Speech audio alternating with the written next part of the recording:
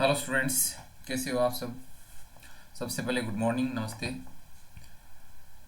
आज अपन केमिस्ट्री का एक ऐसा टॉपिक, केमिकल बॉन्डिंग, जो ऑलमोस्ट हर तरह की कॉम्पिटिटिव एग्ज़ाम को कवर करता है, चाहे वो फर्स्ट ग्रेड हो, चाहे वो सेकंड ग्रेड लेवल असिस्टेंट वगैरह हो, या अदर कोई कॉम्पिटिटिव एग्ज़ाम हो।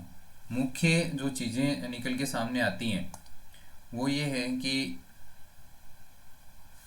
जैसे दो तीन टॉपिक हैं अपने, कॉमन से क्वेश्चंस उनसे देखने को मिलते हैं।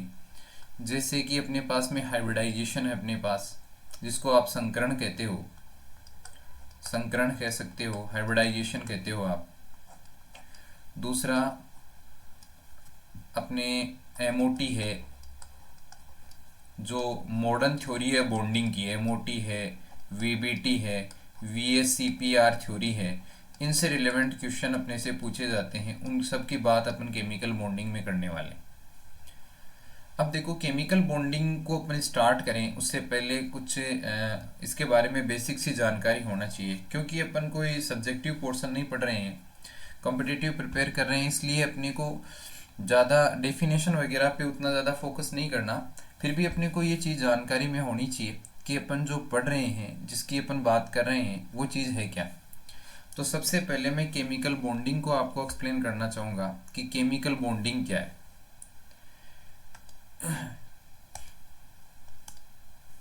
देखो, केमिकल बॉन्डिंग के लिए मैं ये बताऊं कि केमिकल बॉन्डिंग में सबसे पहले अपने पास में आता है बॉन्ड। अब बॉन्डिंग में बॉन्ड आ रहा है, इसका मतलब रासायनिक बंधन कह सकते हो। ये बॉन्ड है वो क्यों बनता है? दो सिचुएशन होती है स्टूडेंट्स। पीरियोडिक टेबल में अपने पास में जितने भी एलिमेंट्स होते हैं, जितने भी तत्व होते हैं, क्या वो सारे बॉन्ड बनाने में इन्वॉल्व होते हैं या नहीं होते? तो जो बॉन्ड बनाने में इन्वॉल्व होते हैं वो क्यों होते हैं, बाकी क्यों नहीं होते? जैसे बात करें एलिमेंट्स की, अगर बात चल रही है तो मैं दो तरह की बात करना चाहूँगा यहाँ पर। एक तो अपने पास में इनर्ट गैस अपन पढ़ते हैं, अक्रिय गैस कह लो या इनर्ट गैस कह लो, अक्रिय गैस कह लो या इनर्ट गैस कह लो, एक तो ये चीज़ पढ़ते हैं अपन। और दूसरी अपने पास में कोई भी एलिमेंट है अदर देन, जो आप बात करो अक्रिय गैसों के अलावा कोई भी एलिमेंट है जिसको आप डिस्कस करना चाहो, उनकी बात करेंगे। देखो स्टूडेंट्स, जो इनर्ट गैस है, इनर्ट गैस एटॉमिक फॉर्म में होती है, अपने को पता है, ठीक है। तो इनर्ट गैस के अलावा कोई भी एलिमेंट ऐसा नहीं है पीरियोडिक टेबल में जो फ्री कंडीशन में पाया जाता हो, जिसको अपन ये कह सकते हैं कि जो स्वतंत्र अवस्था में पाया जाता हो, ठीक है। तो अपन ये कहें कि कोई भी अणु है, मोलिक्यूल है, वो किससे मिलके बना होता है? कोई भी मोलिक्यूल है वो किससे मिलके बना होता है? एटम से मिलके बना होता है। किससे मिलके बना होता है? एटम से मिलके बना होता है, ठीक है। इसका मतलब अपन ये रियल सेंस में बात करें तो एटम से मिलकर अगर बन रहा है तो वहां पर क्या होगा? वहां पर ये होगा कि दो एटम के बीच में, कोई भी दो एटम है उनके बीच में क्या होगी? बॉन्डिंग होगी, ठीक है। और जब बॉन्ड बनेगा दो एटम के बीच में, तो हमेशा बॉन्ड का बनना एक एक्सोथर्मिक रिएक्शन होती है। कौन सी रिएक्शन होती है? एक्सोथर्मिक रिएक्शन होती है। इट मीन्स ये कह सकते हैं कि जब बॉन्ड बन रहा होता है तो एनर्जी सिस्टम से रिलीज होती है, और एनर्जी रिलीज होती है तो आपका मॉलिक्यूल क्या होता है? स्थायी होता है, या यूं कह लो स्टेबल होता है। स्थायी होता है या यूं कह लो स्टेबल होता है, ठीक है। अब ये बॉन्ड भी कितने टाइप के बॉन्ड होते हैं? क्या सारे बॉन्ड स्ट्रॉन्ग होते हैं या वीक होते हैं? तो कौन से स्ट्रॉन्ग होते हैं, कौन से वीक होते हैं, इन पर अपन डिस्कस करेंगे। तो मैं आपके सामने एक स्लाइड को डिस्प्ले कर रहा हूं, उसको अपन देखने का प्रयास करेंगे। देखो देखो, ये अपने पास में एक स्लाइड है जिसमें अपन ये बता सकते हैं कि कौन से बॉन्ड है वो स्ट्रॉन्ग बॉन्ड की कैटेगरी में शामिल है और कौन से बॉन्ड है वो वीक बॉन्ड की कैटेगरी में शामिल है।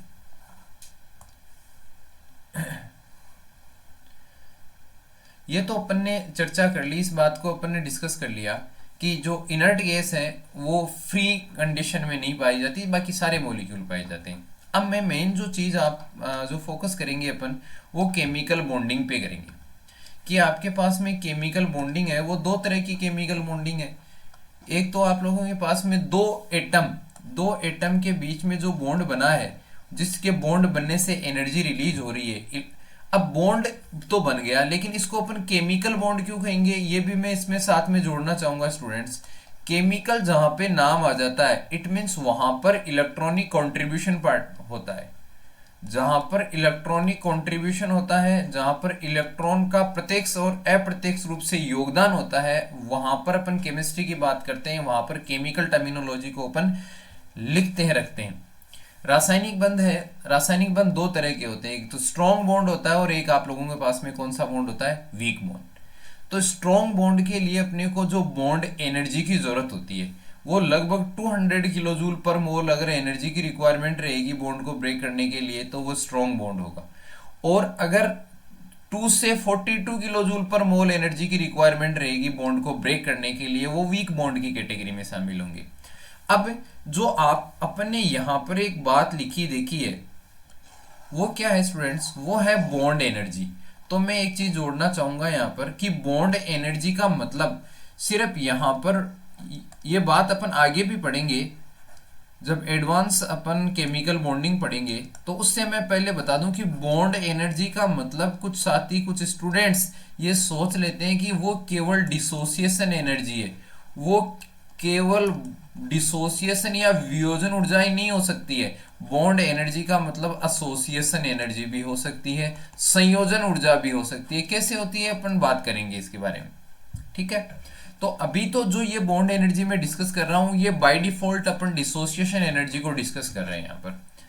अब जब बॉन्ड एनर्जी की बात आ रही है तो अपने पास में आयनिक बॉन्ड, कौन कौन से बॉन्ड हैं जिनकी bond energy around 200 kilojoule पर मोल के आसपास होती है, तो उसमें आयनिक बॉन्ड इंक्लूड होते हैं, कोवेलेंट होते हैं, कोऑर्डिनेशन बॉन्ड होते हैं और मेटेलिक बॉन्ड होते हैं, ये होते हैं। वीक बॉन्ड में अपने पास में हाइड्रोजन और वॉन्डरवाल बॉन्ड होते हैं, जिनकी अपने बॉन्ड एनर्जी अपने मेंशन कर रखी है। बताना चाहूंगा, अगर स्ट्रॉन्ग बॉन्ड के लिए ऑर्डर पूछा जाए स्टूडेंट्स, कॉमन सा ट्रेंड है कि जो स्ट्रॉन्ग बॉन्ड अपने पास में बने हुए हैं, इनके ऑर्डर को डिस्कस किया जाए, ऑर्डर की बात की जाए, तो कौन सा ऑर्डर होगा जिसमें स्ट्रेंथ के बेस पे, प्रबलता के बेस पे, तो याद रखना आयनिक सबसे ज्यादा स्टेबल होता है, फिर मेटेलिक होता है, फिर कोवेलेंट होता है। ये बात है स्ट्रॉन्ग बॉन्ड में। फिर आप लोगों के पास में हाइड्रोजन और सबसे लास्ट में वांडरवाल फोर्सेस आते हैं। तो IMCHV इसको याद रखोगे आप, याद रखने का तरीका है। और ये बॉन्ड स्ट्रेंथ की ऑर्डर है कि बॉन्ड स्ट्रेंथ कौन सा बॉन्ड ज्यादा पावरफुल है, तो आयनिक बॉन्ड सबसे ज्यादा पावरफुल होता है, ठीक है। अब किसी भी बॉन्ड को रिप्रेजेंट करें कि बॉन्ड स्ट्रॉन्ग है या नहीं है, तो सबसे बेस्ट तरीका उसका होता है उसकी बॉन्ड डिसोसिएशन एनर्जी। अब बॉन्ड डिसोसिएशन एनर्जी का मतलब होता है बॉन्ड को ब्रेक करना, सीधी सी सिंपल सी थ्योरी है। अब बॉन्ड को ब्रेक करने की बात करें स्टूडेंट्स अपन, तो दो तरह की बात अपन कर सकते हैं। कौन सी, कि अपने पास में बॉन्ड डिसोसिएशन दो तरह के दो तरीके से संपन्न हो सकता है या हो सकता है। पहली बात करें अपन homolytic cleavage, homolytic cleavage, homolytic cleavage कह लो, या इसको आप समान स्विखंडन भी कह सकते हो। कौन सा विखंडन कह सकते हैं अपन, समान स्विखंडन भी इसको कह सकते हैं, समान स्विखंडन। अब देखो होमोलाइटिक क्लीवेज में अपने को पता है कि दो एटम के बीच में जब बॉन्ड होता है तो जो इलेक्ट्रॉनिक डिस्ट्रीब्यूशन होता है, जो बॉन्ड दो इलेक्ट्रॉन से मिलके बना होता है, वो दोनों इलेक्ट्रॉन इक्वली शेयर हो जाते हैं रिलेवेंट एटम्स पर, और आपके पास में ए रेडिकल और बी रेडिकल दो स्पीसीज बन जाती हैं। तो मैं यूं कह सकता हूं कि जब भी होमोलाइटिक क्लीवेज या समान स्विखंडन की बात करते हो तो एज ए प्रोडक्ट रेडिकल बन रहा है। इसी तरह से दूसरी अपने पास में अपन बात करें तो दूसरा क्लीवेज हो सकता है हेट्रोलाइटिक क्लीवेज। क्या हो सकता है, हेट्रोलाइटिक क्लीवेज। ये सब चीज पढ़ रखी है। अब इसमें मैं रीजनिंग क्या बताना चाहूंगा, इसमें क्या बात जो इंपॉर्टेंट है वो मैं आपको बताना चाहूंगा स्टूडेंट्स। हेट्रोलाइटिक क्लीवेज कह लो, चाहे इसको विसमान स्विखंडन कह लो, विसमान स्विखंडन, ठीक है। तो इसमें अपन ने ये कहा कि दोनों में से जिस एटम की इलेक्ट्रोनेगेटिविटी ज्यादा होती है, बॉन्ड के इलेक्ट्रॉन उधर शिफ्ट हो जाते हैं और आपके पास में A+ और B- दो आयनिक स्पीसीज बनती हैं। तो ओवरऑल कंक्लूजन ये निकला स्टूडेंट्स की यहाँ पर अपने पास में आयनिक स्पीसीज बनती हैं जबकि आपका हेटेरोलाइटिक क्लीवेज हो रहा है, और यहाँ पर अपने पास में होमोलाइटिक क्लीवेज में रेडिकल बनते हैं। अब ये चीज अपन जानते हैं, बचपन से पढ़ते आ रहे हैं, इसको ध्यान रखना। ये जो एरो अपन होमोलाइटिक क्लीवेज में शो करते हैं स्टूडेंट्स, इसको सिंगल हेडेड एरो बोलते हैं। क्या बोलते हैं? सिंगल। ये डबल हेडेड एरो है। तो इसमें अपने को ये ध्यान में रखना है ये कि कब तो होमोलाइटिक क्लीवेज होगा और कब हेटेरोलाइटिक क्लीवेज होगा। मेन बात ये है, ना कि प्रोसेस क्या हो रही है, मेन बात है प्रोसेस क्यों हो रही है। तो अपने लिए क्या बेसिक फैक्टर्स, क्या बेसिक रिक्वायरमेंट्स, क्या बेसिक कंडीशंस होनी चाहिए कि जिस टाइम पे होमोलाइटिक क्लीवेज हो रहा है या हेटेरोलाइटिक क्लीवेज हो रहा है। देखिए, देखो, सबसे पहले बात करें अपन कि कौन कौन सी वो कंडीशन है। तो कंडीशन में अपन बात करेंगे कि दो चीजों का अपने को बेसिकली ध्यान में रखना पड़ेगा। कौन कौन सी चीजों का अपने को बेसिकली ध्यान में रखना है वो सोचने वाली बात है। देखो, मैं होमोलाइटिक और हेटेरोलाइटिक क्लीवेज की बात यहाँ पर कर रहा हूँ। देखो, आपके सामने एक स्लाइड शो हो रही है। तो होमोलाइटिक क्लीवेज तो स्टूडेंट्स उस कंडीशन में होते हैं जब आपके पास में टेम्परेचर की वैल्यू क्या हो, बहुत ज्यादा। जैसे मैंने एग्जांपल HCl का यहाँ पर मेंशन किया हुआ है, हाई टेम्परेचर रिक्वायरमेंट पे यहाँ पर होमोलाइटिक क्लीवेज हो रहा है और ये रेडिकल बन रहे हैं। यहाँ पर क्या बन रहे हैं? रेडिकल बन रहे हैं। ठीक है। अब मैं हेटेरोलाइटिक क्लीवेज की बात यहाँ पर कर रहा हूँ। हेटेरोलाइटिक क्लीवेज में अपन कह सकते हैं कि हेटेरोलाइटिक लो टेम्परेचर पे होता है। तो एक फैक्टर है अपने पास में टेम्परेचर, और टेम्परेचर के बेस पे अपन ने बता दिया जब टेम्परेचर की वैल्यू बहुत ज्यादा होगी, हाई टेम्परेचर की रिक्वायरमेंट रहेगी, तो अपने पास में होमोलाइटिक क्लीवेज होगा, और लो टेम्परेचर की रिक्वायरमेंट रहेगी। बस इतनी सी बात ध्यान में रखनी है, तो हेटेरोलाइटिक क्लीवेज को कंसीडर करेंगे। दूसरा है सोलवेंट, कि कौन सा सोलवेंट हो। तो अगर नॉन पोलर सोलवेंट हो स्टूडेंट्स, नॉन पोलर सोलवेंट हो तो होमोलाइटिक क्लीवेज होता है, और पोलर सोलवेंट की प्रेजेंस में आप लोग किसको प्रीफर करेंगे? अपन हेटेरोलाइटिक क्लीवेज को। ठीक है, ओके, इतनी बात समझ में आ गई। उसके बाद में अपन थोड़ा आगे बढ़ते हैं। देखो, जो बॉन्ड डिसोसिएशन एनर्जी है वो स्टेबिलिटी को भी बताती है और रिएक्टिविटी को भी बताती है। एक चीज हमेशा ध्यान रखना, मैं थोड़ी सी बात यहाँ पर पहले बताना चाहूंगा आपको। क्या बात है वो कि जनरली अपना कंसिडरेशन क्या होता है, अपन क्या सोच लेते हैं, क्या समझ लेते हैं, और वास्तव में होता है क्या। एक छोटी सी बात अपन पढ़ते हैं स्टेबिलिटी और रिएक्टिविटी की। ध्यान चाहूंगा मैं प्रत्येक स्टूडेंट का यहाँ पर। स्टेबिलिटी की अपन बात करते हैं जनरली, ठीक है, स्थायित्व की बात करते हैं। एक अपन बात करते हैं रिएक्टिविटी की। एक अपन किसकी बात करते हैं? क्रियाशीलता की बात करते हैं। यह आप लोगों का स्थायित्व है और ये क्रियाशीलता है। इन दोनों का जिक्र अपन करते हैं, इन दोनों की बात अपन करते हैं। कभी भी जनरल सी थीम ये होती है कि अपन ये कहते हैं कि जो स्टेबिलिटी है वो रिएक्टिविटी के इनवर्सली प्रोपोर्शनल होती है, लेकिन स्टूडेंट्स ये हमेशा सही नहीं होता है।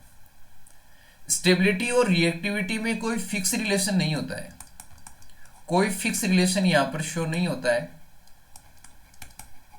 कि स्टेबिलिटी अगर ज्यादा है पर्टिकुलर किसी कंपाउंड की तो रिएक्टिविटी भी है। तो मैं ये कह सकता हूं कि जरूरी नहीं है कि स्टेबिलिटी ज्यादा हो तो रिएक्टिविटी भी ज्यादा हो, अगर जरूरी भी नहीं है कि रिएक्टिविटी ज्यादा हो तो स्टेबिलिटी कम हो। ठीक है ना। अब अपने पास में ये वजह क्या है, क्योंकि स्टेबिलिटी अलग अलग टाइप की हो सकती है। अब आप ये सोचो कि स्टेबिलिटी अलग अलग टाइप की कैसे हो सकती है। देखो, अपन थोड़ी सी एडवांस इनऑर्गेनिक पढ़े तो उसमें दो तरह की स्टेबिलिटी का जिक्र किया जाता है स्टूडेंट्स। एक होती है अपने पास में थर्मोडायनेमिक स्टेबिलिटी और एक होती है अपने पास में काइनेटिक स्टेबिलिटी। एक तो होती है अपने पास में थर्मोडायनेमिक स्टेबिलिटी और एक अपने पास में होती है काइनेटिक स्टेबिलिटी। ठीक है। थर्मोडायनेमिक स्टेबिलिटी हमेशा बॉन्ड डिसोसिएशन एनर्जी से डिफाइन होती है, हमेशा, कि जब भी बॉन्ड डिसोसिएशन एनर्जी को ध्यान में रखकर अपने स्टेबिलिटी कंसीडर करते हैं तो वास्तव में वो कौन सी स्टेबिलिटी होती है? थर्मोडायनेमिक स्टेबिलिटी होती है। जैसे मैं केस लेना चाहूंगा कि यहां पर अगर मान लो मेरे पास में ग्रेफाइट है, मैं ग्रेफाइट का केस लेना चाहूंगा, ग्रेफाइट के बारे में डिस्कस करना चाहूंगा, और इसी के लिए मैं स्लाइड थोड़ी आप लोगों को जूम करके थोड़ा सा शो कर रहा हूं कि मेरे पास में ग्रेफाइट है और आपको इस बात की जानकारी है कि ग्रेफाइट की साइक्लिक स्ट्रक्चर होती है, sp2 हाइब्रिडाइजेशन होता है, तो दो बॉन्ड सिंगल बॉन्ड और डबल बॉन्ड अल्टरनेट कंडीशन में चलते रहते हैं। लेकिन डायमंड की बात करें तो टेट्राहेड्रल होती है प्योरली। टेट्राहेड्रल के साथ में मैं कह सकता हूं कि sp3 हाइब्रिडाइजेशन होता है हर कार्बन एटम का, यहाँ पर sp2 हाइब्रिडाइजेशन होता है। यही हुआ। ओके, अब मुझे बताएं, अगर मैं आपसे पूछूं कि इसमें बॉन्ड ऑर्डर कितना है, तो बॉन्ड ऑर्डर और इसमें बॉन्ड ऑर्डर कितना है, तो प्रत्येक कार्बन कार्बन के बीच में एक ही बॉन्ड पाया जा रहा है। लेकिन यहां पर रेजोनेटिंग स्ट्रक्चर हो सकती है, हो सकता है डबल बॉन्ड किसी टाइम पे यहां पर है, हो सकता है किसी टाइम पे यहां है। तो इस तरह के बॉन्ड ऑर्डर निकालने के लिए अपने पास में फॉर्मूला होता है कि दो एटम के बीच में अपने पास में बॉन्ड कितने हैं, टोटल नंबर ऑफ बॉन्ड कितने बन रहे हैं, और अपन में टोटल रेजोनेटिंग स्ट्रक्चर। यही जनरली अपन बॉन्ड निकालने का तरीका यही देखते हैं कि कितना अपने पास में है। जैसे मैंने एक छोटी सी यहाँ पर मैं आपको दिखाना चाहूंगा, ये मेरे पास में ग्रेफाइट है, तो ग्रेफाइट की मैंने रेजोनेटिंग स्ट्रक्चर बनाई है। डबल बॉन्ड को मैंने एक बार यहाँ शिफ्ट कर दिया तो ये सिचुएशन बनी, फिर मैंने डबल बॉन्ड को यहाँ शिफ्ट कर दिया तो ये सिचुएशन बनी। अब मैं बॉन्ड ऑर्डर यहाँ पर मैंने निकाला हुआ है, तो बॉन्ड ऑर्डर को मैं बताना चाहूंगा कि आपके पास में देखो कहीं कोई भी अपन क्या कर लेंगे, दो एटम कंसिडर कर लेंगे, कोई भी दो एटम कंसिडर कर लेंगे अपन, और इन दो एटम में क्या करेंगे,